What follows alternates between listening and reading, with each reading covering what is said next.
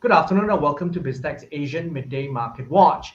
Our guest today is Kelvin Wong, market strategist at CMC Markets. Kelvin, thanks again for coming Sure. in today. Yeah, my pleasure. Good to Now, see you before we again. start with you, Kelvin, let's take a look at how markets in the region are performing. But we start with some cryptocurrency news. Bitcoin is at 47,030. It's down 0.5%. Ethereum is at 3,395.24. It's up 0.72%.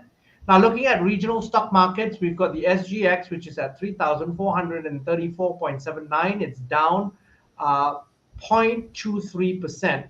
The KLSE is at 1,587.35. It's up 0.26%. Shanghai is at 3,263.17. It's down 0.11%. The ASX All Ordinaries is at 7,809.7. It's up 0.13%. The Nikkei is at 27,938. It's down 0.3%. The Hang Seng is at 22,004.5. It's down 0.02%. And rounding up the numbers, we've got the Kospi, which is at 2,758.28. It's up 0.42%. So, Calvin, what's your view on market performance in the first half of the day? It seems to be extremely mixed. Yes. So if you look at the situation right now in the ASEAN stock market, the stock market benchmark indices, definitely a mixed bag. Why? Because if you look at last night, U.S. Benchmark stock indices has started to show profit taking, signs of profit taking. But not all sectors are actually in the red. There are still some pockets of strength, especially in the energy-related stocks, and as well as some of the defensive like utilities. And one of the reason over here is due to number one is there's this early on Tuesday there's this optimism about this Ukraine-Russia ceasefire. But however, this optimism has been more or less been watered down because there's still no clear signs of both sides that are trying to actually meet in the middle of the road. So that actually kind of a trigger off that profit-taking scenario or profit-taking activities in the US stock market. And also on the other hand, earlier today at the start of the Asian session, you start to see relatively weak manufacturing and non-manufacturing activities up from China, which for the month of March. So based on the national MBS PMI data, both manufacturing PMI and non-manufacturing PMI has really started to is really now in what we call contraction mode. That means below the level of 50. So that kind of give a bit of we call it negative near jerk we call it reaction in the ASEAN stock market. So that could actually explain the current mixed bag scenario that we see across the board in the ASEAN region right now. Now, Kelvin, one of the things that surprised markets overnight is the fact that President Joe Biden, news came out that President Joe Biden is considering a plan to release 1 million barrels of oil per day from the strategic US reserves for a period of 6 months. Now, Yes. that obviously had an impact on oil markets. Tell us why, and perhaps you can share some insights into what the impact Sure. may be.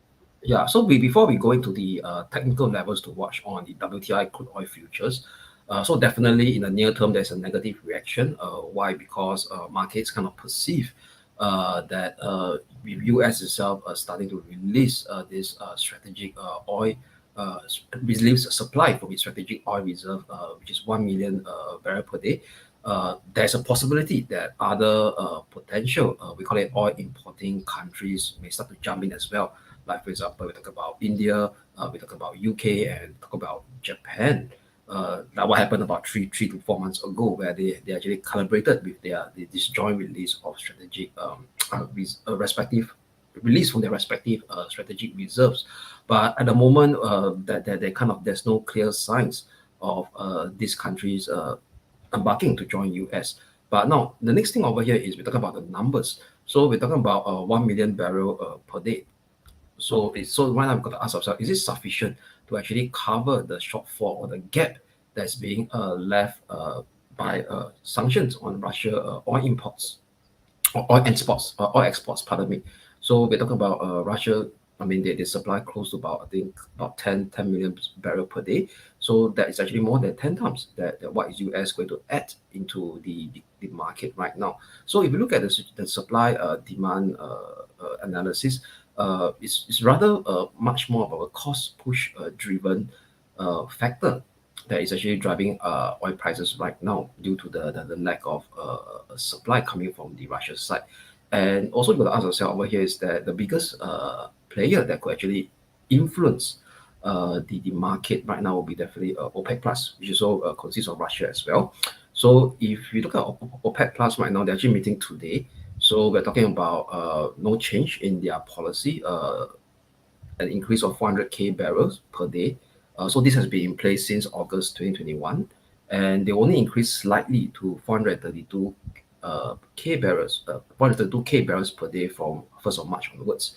So then bear in mind, we ask ourselves that even though OPEC came out with this, we call it fixed numbers of increase, but some of their members, due to constraint, due to production constraint, they are not able to meet these numbers as well.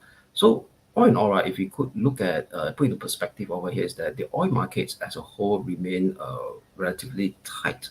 So if you look at the chart now, let's take a look at the chart right now. So definitely short term, right, you're able to see this near jet reaction today, erasing close to the last 2 days of bullish up move that was seen after it tested low on to the now March, which is around 98.40.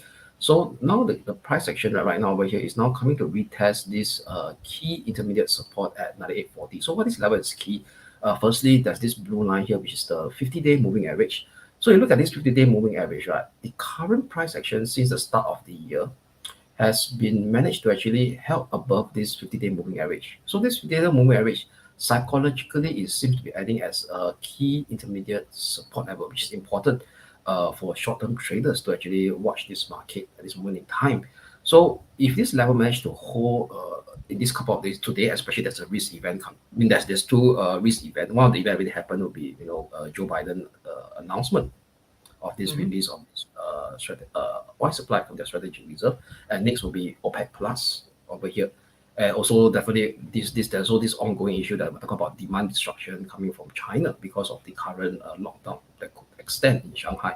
So now the key level that means will be 98.40. So let's say for example, if today and tomorrow you manage to be able to help above 98.40, we could start to see that the major uptrend that since that kickstarted this year, the start of this year, remains intact. But however, on the top side, right, there's an intermediate resistance at 114.90, which is 114.90, that the bulls got to actually surpass to actually kickstart a more significant rally. So all in all, right, what we could see right now from a technical perspective, we could start to see a bit of sideways movement between 98.40 and this 114.90.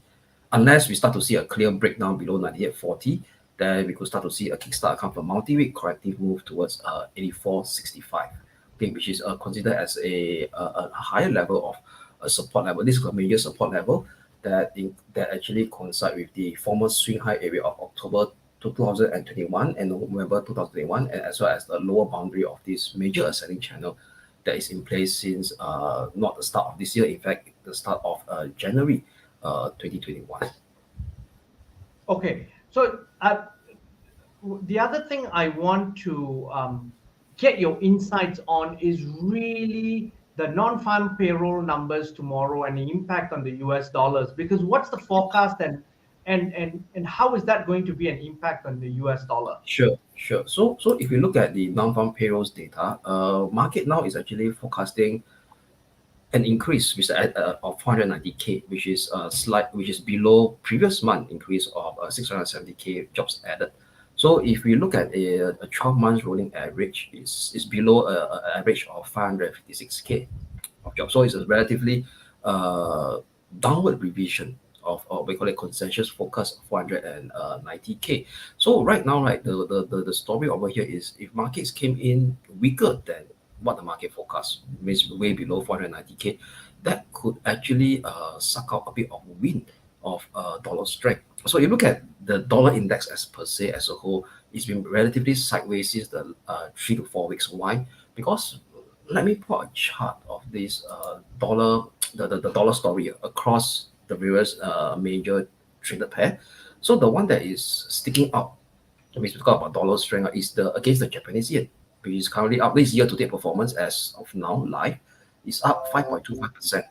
Okay, so the Japanese yen is the dollar is the one that is strengthening the steepest against the yen. But however, if you look at across the board, the mixed bag is actually weakening against the commodity currency like the Aussie, the Kiwi, and the CAD, and it's in the middle of nowhere against the euro, uh, the sterling, the Swiss yen, and as well as the dollar Singapore, and the Chinese yuan. Okay, so now the thing over here is that we very interesting. Let's focus on the dollar yen story because if you look at the dollar yen has been very strong. Why? Because of number one, policies, divergence of monetary policies between the two nations' central bank.